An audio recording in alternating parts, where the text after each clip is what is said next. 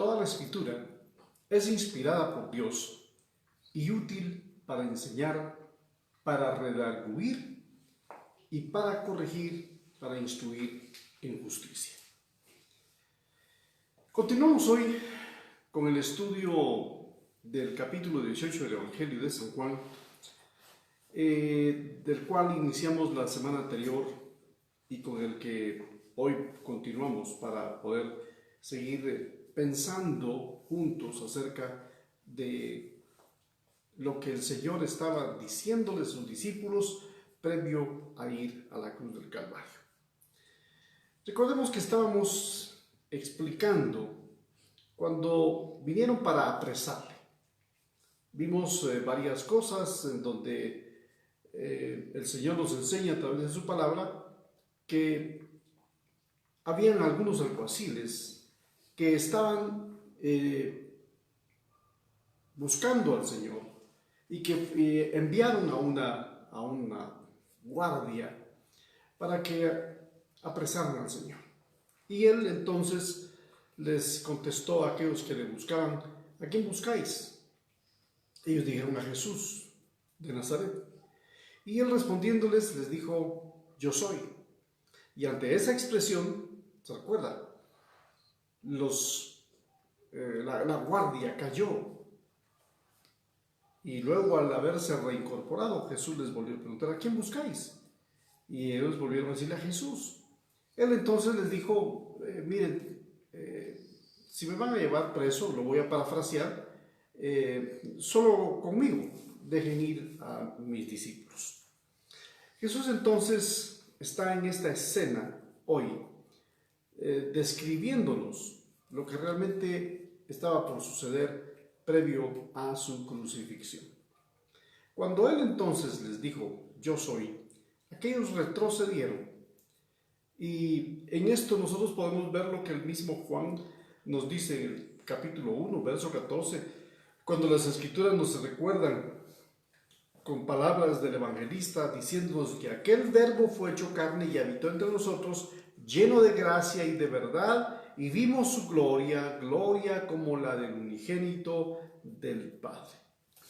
Aunque en esta hora tan oscura, cuando estaban entregando al Señor como el Cordero de Dios que quita el pecado del mundo, Él no dejó oculto quién era.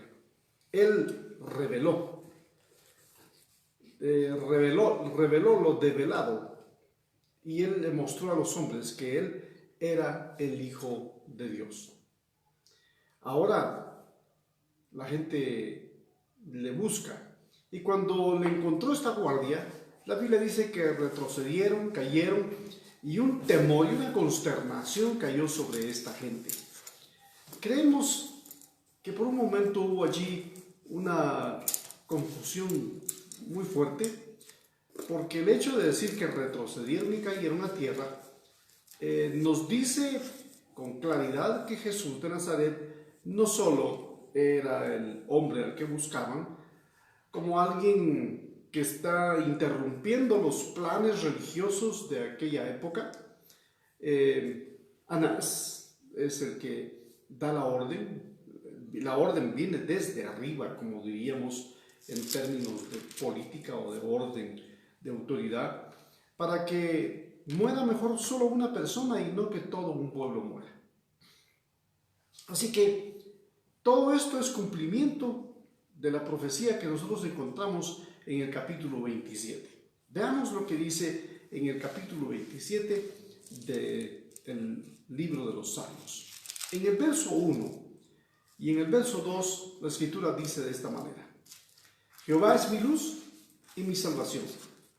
¿De quién he de temer? ¿De quién he de atemorizarme?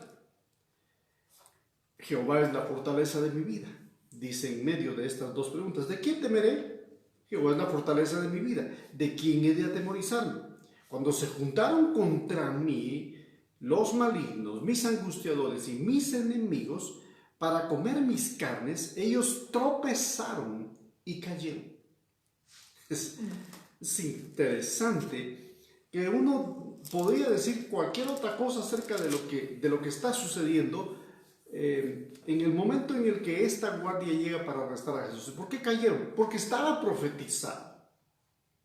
El día de ayer, teniendo un tiempo, realmente un coloquio ministerial con pastores, amigos, hermanos en la fe, que estamos deseosos de hacer la voluntad del Señor, coincidíamos todos en que no importan los comentarios, no importan las opiniones que la gente puede dar alrededor de lo que la Biblia diga, o las opiniones y comentarios que la gente quiera dar alrededor de cualquier incidente, hecho o acción de Jesús, que tal vez, que quizás yo pienso, yo opino, como dice el doctor Samuel Berberian, no nos interesa qué piensan los demás o qué opinan.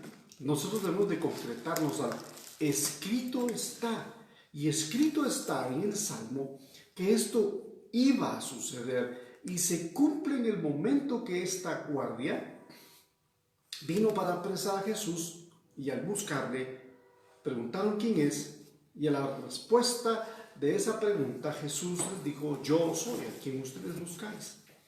Lo dijo 2 veces en este pasaje, lo podemos ver claramente. Así que este es el cumplimiento de ese incidente. El salmista nos está diciendo entonces: cuando mis angustiadores, cuando contra mí los malignos, mis angustiadores, mis enemigos, vinieron para comer mis carnes, está hablando acerca de el trato que van a tener físicamente hacia Jesucristo. Cuando vinieron para hacer esto, la Escritura dice claramente, ellos tropezaron y cayeron. Ahora, este es el lado de Dios, pero luego en el Salmo 35:4 vemos el lado del hombre, la posición humana, donde dice allí en este Salmo 35:4, dice: sean avergonzados y confundidos los que buscan mi vida, sean vueltos atrás y avergonzados los que de mí buscan o intentan. Voy a leerlo nuevamente: sean avergonzados y confundidos los que buscan mi vida, sean vueltos atrás y avergonzados los que mi mal intentan. Luego, vamos al Salmo 40, verso 14. Sé que usted podría estar con su Biblia aquí en casa o con su dispositivo, aunque posiblemente no, porque usted no podría abrir su Biblia si está viendo este mensaje en vivo. Si lo hago, va a ver después que lo subamos a nuestro canal de YouTube, es entendible. Pero tome una Biblia, de las tantas que usted tiene allí en casa, y busque el Salmo 40 y lea el verso 14 que dice: sean avergonzados y confundidos aún los que buscan mi vida para destruirla. Vuelvan atrás y avergüéncense los que de mí desean mal.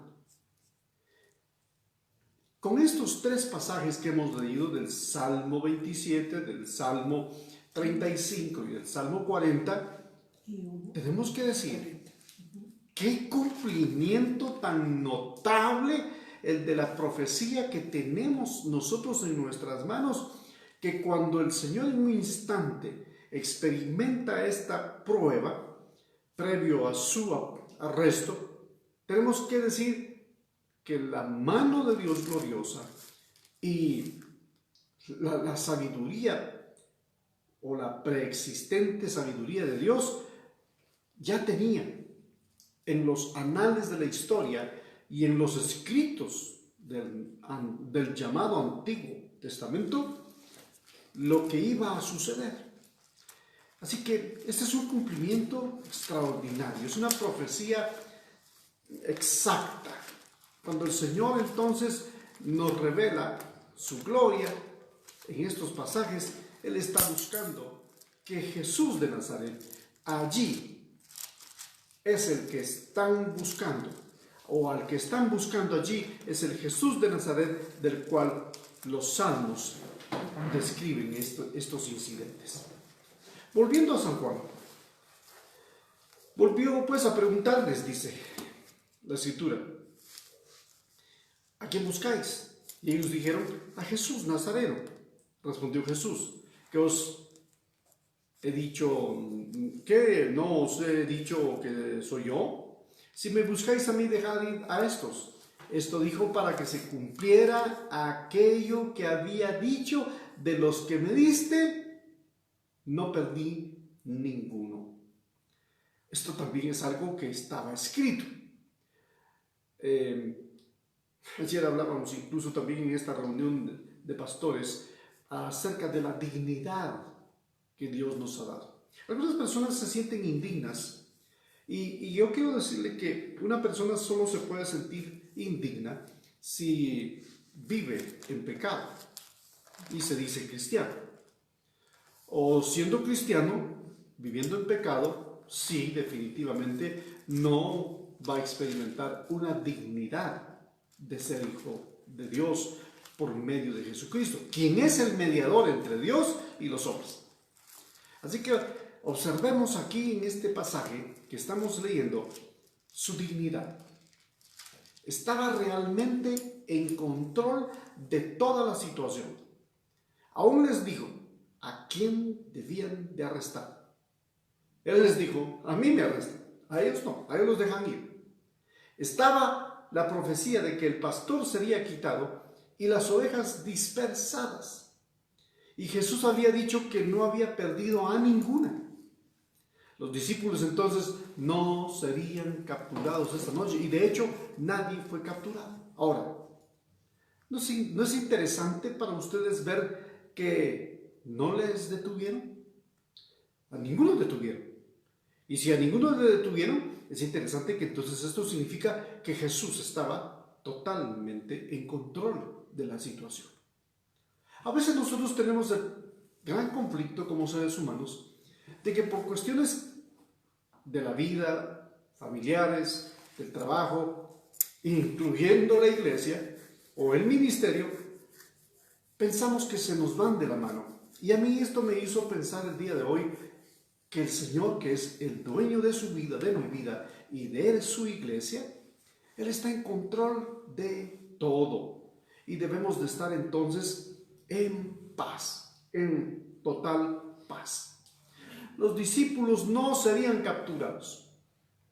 Miren, qué paz debieron haber experimentado los discípulos al saber que ellos no iban a ser llevados presos con Jesucristo. Sin embargo, había algo allí en su conciencia que sabían que no estaba bien. ¿Qué era lo que no estaba bien? Huyeron, lo abandonaron. Pero eso también estaba escrito. Estaba escrito. A Pedro Jesús le profetizó: antes que el gallo cante, tú me negarás 3 veces. Eso lo vamos a ver posteriormente de este pasaje que estamos viendo. Así que es interesante ver cómo Jesús tenía control. Les pudo haber tenido como testigos o como cómplices, pero no sucedió así. Así que al seguir leyendo los versículos 10 y 11 del Evangelio, del capítulo 18, nos dice: entonces Simón Pedro, que tenía una espada, la desenvainó hiriendo al siervo del sumo sacerdote y le cortó la oreja derecha. Es tan interesante, ¿verdad?, que la Biblia es clara, específica, muchas veces es concreta. En otras veces la Biblia también guarda silencio y en este pasaje es explícito. ¿Y qué es lo explícito? Que le corta Pedro la oreja derecha a Malco. Jesús entonces le dice a Pedro: mete tu espada. Es interesante que la semana pasada les explicaba que es probable que la espada la tomó Pedro de Simón el cananita, el que era partidario de un movimiento sedicioso o tipo guerrilla de aquella época. Y posiblemente él siempre mantuvo esa pequeña daga en su propiedad. ¿Por qué la tuvo hasta este momento?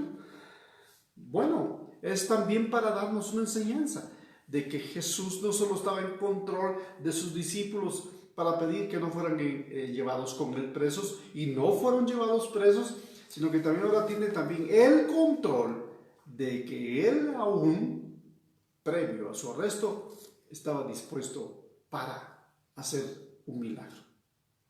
Mete tu espada en la vaina. La copa que el Padre me ha dado, ¿no la he de beber? Si recordamos, el doctor Lucas, el escritor del Evangelio que lleva su nombre, nos dice que Jesús tocó la oreja de Malco y la sanó. Porque yo puedo decir, entonces aquí se ve que Jesús tuvo hasta el control de hacer un milagro. No lo mencioné, sin embargo, está implícito. Porque el Evangelio, no podemos decir, el Evangelio de Mateo, de Marcos, el Evangelio es el Evangelio. Es uno solo. Si bien es cierto que podríamos decir en términos técnicos que son 4 evangelios, tenemos que decir que es el Evangelio. Y el Evangelio entonces, para completarse esta escena o este incidente, cuando Jesús le dice, mete en la vaina la espada, la pregunta es, ¿por qué no he de beber la copa que el Señor ya predeterminó para mí? Pero Lucas es el que nos describe que Malco experimentó que Jesús tocó su oreja. La Biblia no dice si la cortaron y salió volando por ahí la oreja y luego Jesús la buscó o alguien se la trajo o el mismo Malco. Y hay historias, hay películas, hay films en donde se ve que Jesús simplemente toca, pone su mano en el oído. Quizás fue un corte muy profundo. No hay descripciones, a menos que usted y yo vayamos al original y nos demos cuenta de qué palabra es la que se utiliza. Así que cuando se utilizó esta palabra, es Lucas el que sí dice, recordemos, voy a tenerme aquí y espero no confundirlos, sino más bien ayudarlos a entender conmigo también, porque estoy para aprender con ustedes también, el hecho de que cuando esto sucede, arrestaron a Simón. La pregunta es, ¿arrestaron a Simón Pedro por ese incidente de cortar la oreja del siervo del sumo sacerdote llamado Malco? No, no lo arrestaron. Porque había dicho Jesús de sus discípulos, dejad ir estos a estos, dejad ir a estos.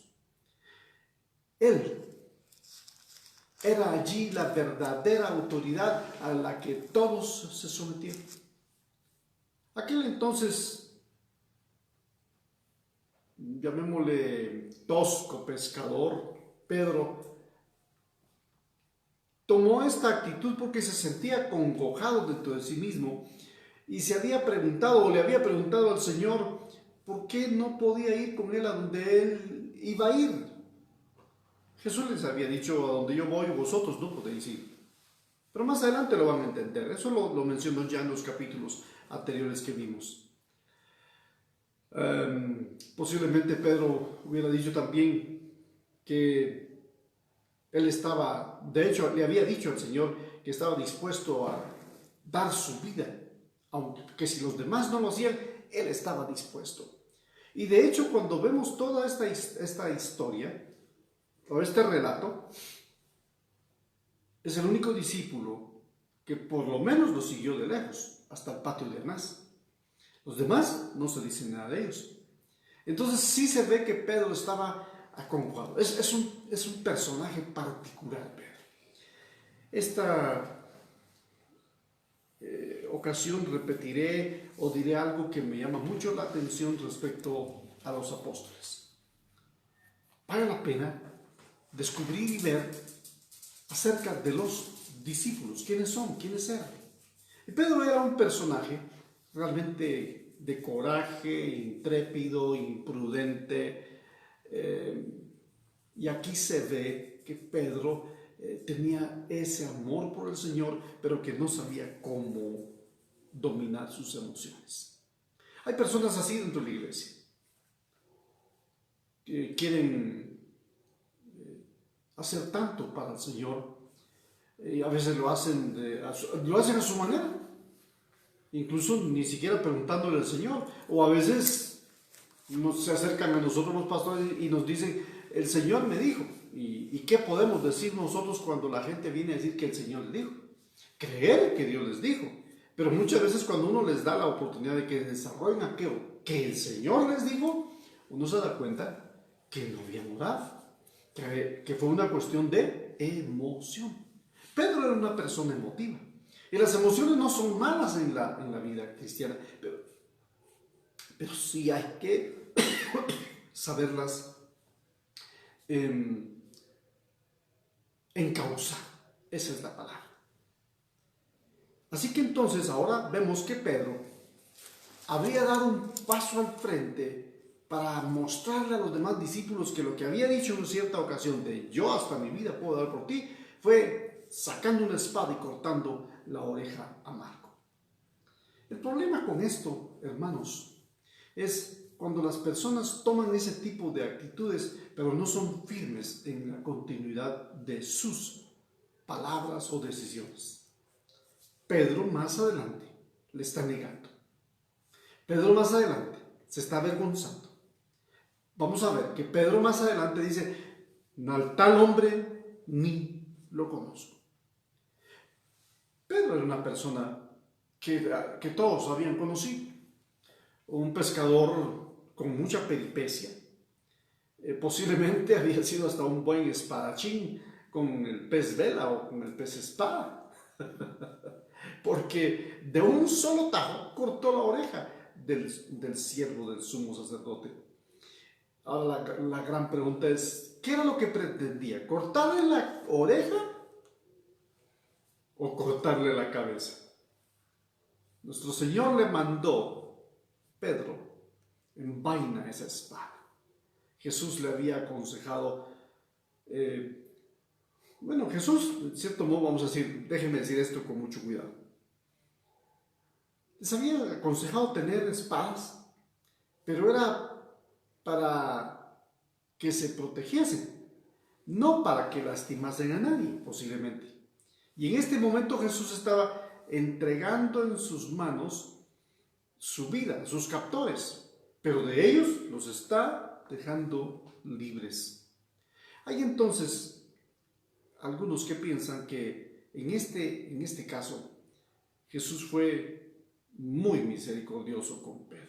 Y de hecho tenemos que decir que fue misericordioso. De los que me diste, ninguno se perdió.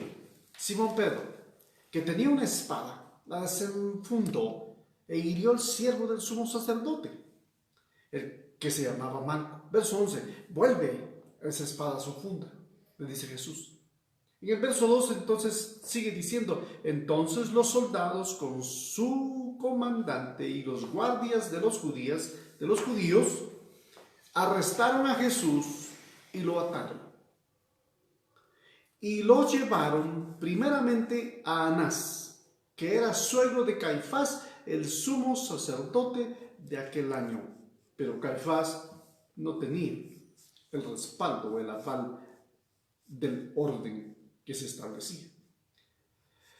Aquí ya había una componenda familiar, había una anarquía,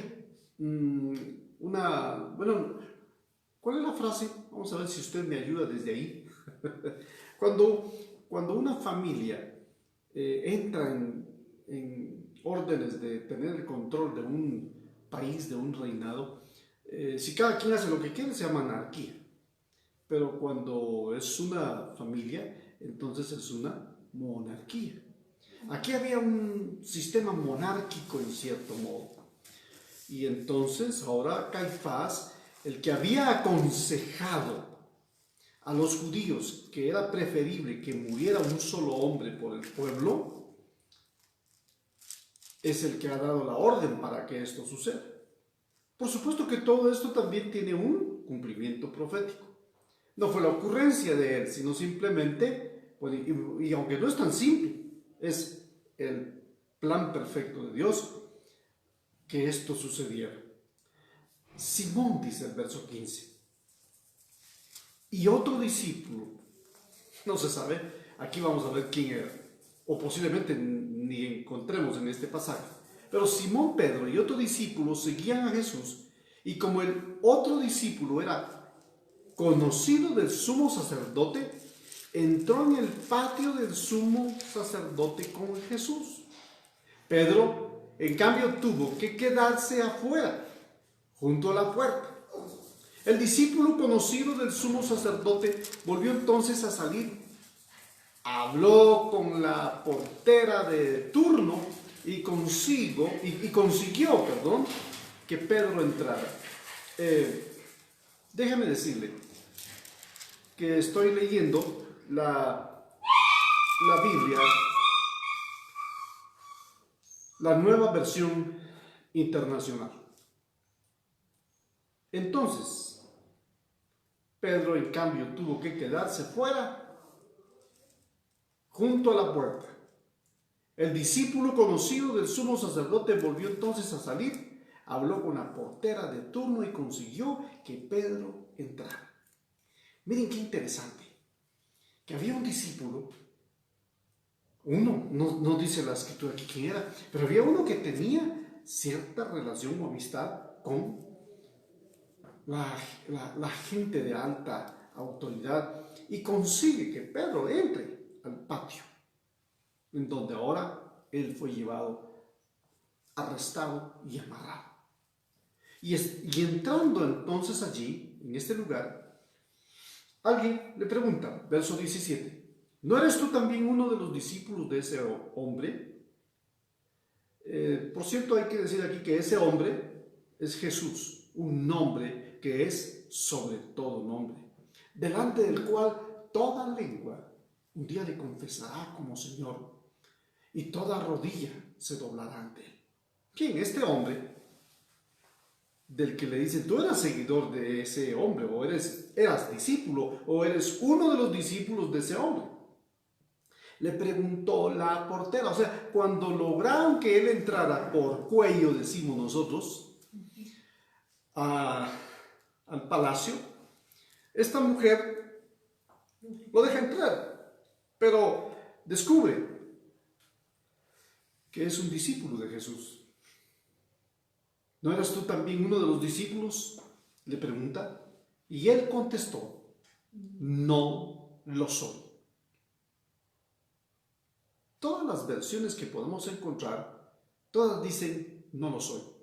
Pero es interesante que la Biblia conocida como la versión Dios habla hoy, dice no, así, con tono fuerte, no. Y vuelve a decir, no lo soy. La mayoría de versiones que usted tiene, la Reina Valera, la Biblia de las Américas, la Nueva Versión Internacional, dicen, no lo soy. A la pregunta, ¿eras tú discípulo de ese hombre?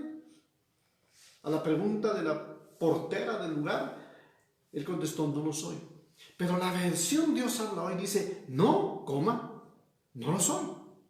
Dos veces así, o sea, fue enfática la negación de Pedro.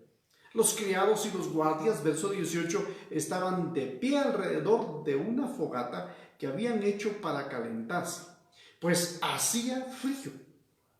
Pedro también estaba de pie con ellos calentándose. Mientras tanto, el sumo sacerdote interrogaba a Jesús acerca de sus discípulos y de sus enseñanzas. Jesús contestó, yo he hablado abiertamente al mundo, respondió Jesús. Siempre he enseñado en las sinagogas o en el templo, donde se congregan todos los judíos. En secreto no he dicho nada. Miren, esto es interesante. Aquí hay un principio, o hay varios. Para empezar, cuando inicia el verso 20 dice, he hablado abiertamente al mundo. Hablemos abiertamente del Evangelio al mundo como Jesús lo hizo. Sigamos haciéndolo. Pastores, amigos, consiervos, hermanos, hablemos el Evangelio, hablemos la verdad del Evangelio abiertamente al mundo, sin ningún secreto, porque no hay que tener nuestra fe como un secreto, sino tenerla como un alto honor que Dios nos ha dado de predicar. De hecho, el apóstol Pablo dice que el Evangelio para muchos es locura, para los que se pierden, pero no para nosotros los que nos hemos salvado.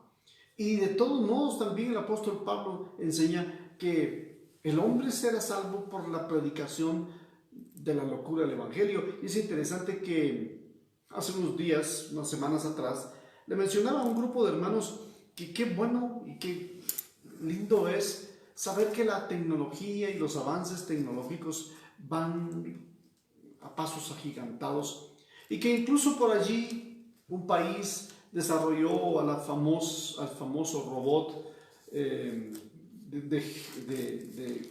de imagen femenina, en cierto modo, ya está de nombre, es Sofía. Y Sofía entabla conversaciones, responde preguntas. Sofía es tremenda. Pero Sofía nunca tendrá conciencia. Sofía nunca podrá arrepentirse. Sofía no sabe qué es pecar. Sofía no sabe ni siquiera qué es mentir, como algunos cristianos que sí mienten. Son mentirosos y se dicen creyentes. Entonces, qué bueno por Sofía, qué bueno por la tecnología. Pero la locura de la predicación del Evangelio, a Dios le ha placido que la hagamos hombres, seres humanos, falibles, plagados de debilidades o de cosas que necesitamos mejorar. Yo soy una persona que puedo decir que me esfuerzo en ser una persona por ser una persona de buen testimonio. Pero no me esfuerzo en mis propias fuerzas, sino con la ayuda del Señor y de su Santo Espíritu. Y estando siempre tomado de la mano del Señor y de su palabra, que es la profecía más segura que tenemos. Así que ahora Jesús, que está siendo interrogado, allí les dijo, yo he hablado abiertamente al mundo acerca de lo que es mi reino. Agrego yo eso. Porque él dice, siempre he enseñado en las sinagogas y en el templo, donde se congregan todos los judíos. Y él les dice, en secreto no he dicho nada. Aquí hay otro principio. El primero es, hablemos, prediquemos abiertamente. El segundo es, no seamos gente que habla a la espalda, o no seamos personas que tengan secretos. Practiquemos el principio de transparencia. Jesús fue transparente en todo su ministerio. Y él aquí practica transparencia y verdad y habla verdad y les dice, yo nada hago en secreto. Porque hacer cosas en secreto, pues se tiende entonces a pensarse que hay algo que no está bien hecho. Cuando usted o yo hemos hecho o hicimos algo en secreto, fue porque no deseábamos que nadie se enterara de lo que estábamos haciendo. Y Jesús sí quiere que usted y yo nos enteremos acerca de su plan redentor. Del plan que Él tiene para usted y para mí, de que seamos luminarias en este mundo para compartir y predicar el Evangelio. Apenas dijo esto entonces, uno de los guardias que estaba... apenas dijo esto, uno de los guardias que estaba allí cerca le dio una bofetada y le dijo, ¿así le contestas al sumo sacerdote? Este vio que Jesús al haber dado esta respuesta fue irrespetuoso y viene y le golpea. Apenas sucedió esto y le golpea y le dice, ¿por qué le contestaste al sumo sacerdote así? ¿Quién era? Uno de los guardias que estaba allí cerca le dio una bofetada. Y Jesús responde, o Jesús le respondió, si he hablado mal, testifican que está el mal. Y si bien, ¿por qué me golpeas? Otro principio. Si usted está haciendo las cosas bien, ¿por qué va a permitir que venga alguien y le golpee? Le vuelvo a preguntar. Si usted está haciendo las cosas bien y no hay ninguna evidencia contraria que puedan demostrar que usted está haciendo las cosas incorrectas, ¿por qué va a venir alguien para hacerle daño? Jesús entonces nos enseña que eso se llama dignidad. Si he dicho algo mal, replicó Jesús, demuéstramelo. Pero si lo que dije es correcto, ¿por qué me pegas? Puede ser que usted no experimente ningún golpe, pero que sí pueda experimentar la calumnia, que pueda experimentar el hecho del desprecio, o la murmuración, o la mentira, vuelvo a decir, o ser difamado. No sé en qué países se vaya a poder ver este mensaje o quienes vayan a poder hacerlo. Y en su propio país de seguro hay leyes que penan este tipo de cosas. Al menos en nuestro país tenemos la ley clara de que si alguien viola nuestro derecho de dignidad y dice algo que no es cierto, tenemos el derecho de huir a las leyes del país, que son nuestras leyes como ciudadanos y que tenemos derecho de ellas, para tener derecho a defensa. Por supuesto, aquí no estoy hablando de mí o de nosotros, sino más bien de que este es el principio que Jesús está enseñando, del cual también nosotros podemos sacar una buena lección. Si he dicho algo malo, compruébamelo, demuéstramelo. De lo contrario, ¿por qué me pegas? Entonces Anás lo envió todavía atado a Caifás, el sumo sacerdote. Bien,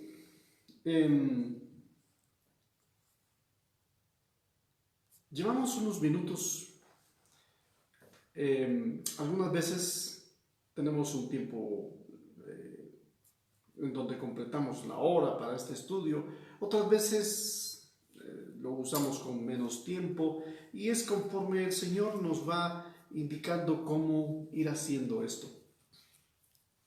Pero quiero volver a lo que Jesús le dice a Pedro arriba, cuando le dice, pero ¿qué?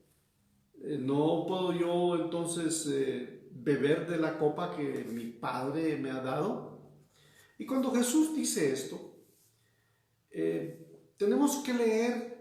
Vamos a leer otros pasajes en este momento y nos van a llevar algún tiempo, pero vamos a leerlos. El Salmo 116 nos enseña algo bien interesante acerca de esta expresión. Entonces Jesús está experimentando ser arrestado, Pedro interviene, lo toman preso, lo amarran, es llevado al patio de Anás. Allí Pedro entra porque otro apela o porque otro pide que pueda entrar Pedro. Pedro no podía entrar a ese lugar, pero este otro discípulo, de quien la Biblia no dice quién era, conocía a Anás y pudo entrar. Y con eso también pudo hacer que Pedro ingresara al mismo lugar. Ahora, estando en esto, explicando acerca de esta copa, realmente nos habla de algo muy particular, y lo veremos en el Salmo 116:13, en donde dice: tomaré la copa de la salvación e invocaré el nombre del Señor. Luego, aquí podríamos decir, bueno, aquí parece como que hay a qué copa o a qué copas se pudiera estar refiriendo Jesús. Cuando él dice que se estaba preparando, como dijo, para beber la copa que su padre le había dado, aquí vamos a ver en los salmos que vamos a leer que hay como una idea de que son varias copas. Y síganme, por favor, para que no vayamos a dar la impresión de que estoy enseñando algo que usted nunca ha escuchado. Pero leamos la escritura. Otra vez, el Salmo 116 dice, tomaré la copa de la salvación. Pero en Jeremías 16:7 dice, ni les darán a beber la copa del consuelo por su padre o por su madre. Cuando hablaba de la bondad entonces del Señor, David habló de la copa de la alegría y dijo en el Salmo 23:5, aderezas mesa delante de mí en presencia de mis angustiadores. ¿Y qué agrega? Unges mi cabeza con aceite, mi copa está rebosando. Esto habla de gozo, habla de alegría. Mira, aquí pareciera entonces que hay varias copas, ¿no? Esta copa entonces que nuestro Señor iba a beber, le sería dada por el Padre, pero no es una copa de salvación, no es la de beber consuelo, no es la de alegría. Esta copa que el Señor está por beber es una copa terrible. Lo vemos en Mateo 26:39, cuando Jesús ora en el huerto y le dice a su Padre en oración, Padre mío, si es posible, pasa de mí esta copa. Pero, agrega ese pero, ¿va? Dice, pero no sea como yo quiero, sino como tú. Y esta copa de la que Jesús está a punto de ser llevado es la copa de un juicio que soportó en la cruz del Calvario, de un juicio que llevó en su cuerpo, en su espalda, por causa de nuestro pecado o de nuestros pecados. Porque aunque sus pecados y mis pecados han sido perdonados, usted no está libre de que no peque mañana, aunque no quiera. Pero si su naturaleza pecaminosa lo llevara a pecar, podría pecar. Oro porque no suceda. Oro porque a mí tampoco me suceda. Pero el Señor está dispuesto a perdonar todos nuestros pecados, pasados, presentes y hasta futuros. Pero si usted puede ser una persona que tome conciencia de su salvación como un regalo precioso, usted hará todo para no pecar. Usted se conservará en consagración, se consagrará cada día más para no fallarle a su Señor. Así que cuando Jesús oró en el huerto para que eso no pasara, Él también dice, pero que no se haga como yo quiero. Esta realmente es la copa que Jesús sí soportó en la cruz del Calvario por nosotros. Y recordemos que Él era como hombre, un hombre que tenía todas sus capacidades y también toda su experiencia como ser humano, en donde se cansó, lloró, se desveló, se entristeció, lamentó la muerte de su amigo Lázaro. Y todo esto nos lleva a recordar que es el Jesús humano que también estaba experimentando ahora cerca de la hora de la cruz, está experimentando una presión increíble. Pero Él también es una persona sin pecado. Debe haber sido una cosa espantosa el experimentar la ira de Dios sobre su Hijo. Que la ira de Dios, su Padre, viniera sobre Él como su Hijo por causa de salvarnos. Y ahora sí voy a tomar el significado de esas copas, para que nosotros fuésemos salvos. La copa de la salvación. Para que nosotros fuéramos consolados con la copa de la consolación. Para que nosotros fuésemos entonces puestos delante de nuestros angustiadores o enemigos con una copa rebosante, que a pesar de las circunstancias que las personas creyentes puedan tener, también podamos experimentar gozo a pesar de las pruebas. Él es un ser humano perfecto, absolutamente impecable, y debió haber experimentado en su cuerpo el peso de la cruz por causa de nuestros pecados. En la Biblia hay otras copas, y de esas vamos a hablar la próxima semana. Esta noche quiero dejar en el corazón de ustedes esta porción que hemos estudiado para que antes de que vaya a descansar vuelva a tomar esta escritura y pueda volver a leer lo que está escrito. Dejo en su corazón esta lectura. En Hebreos capítulo 12, verso 2 dice: el cual por el gozo puesto delante de él sufrió la cruz, menospreciando la vergüenza, y se sentó a la derecha del trono de Dios. Así que cuando estamos leyendo este capítulo 18, esto toma sentido. ¿Cuál?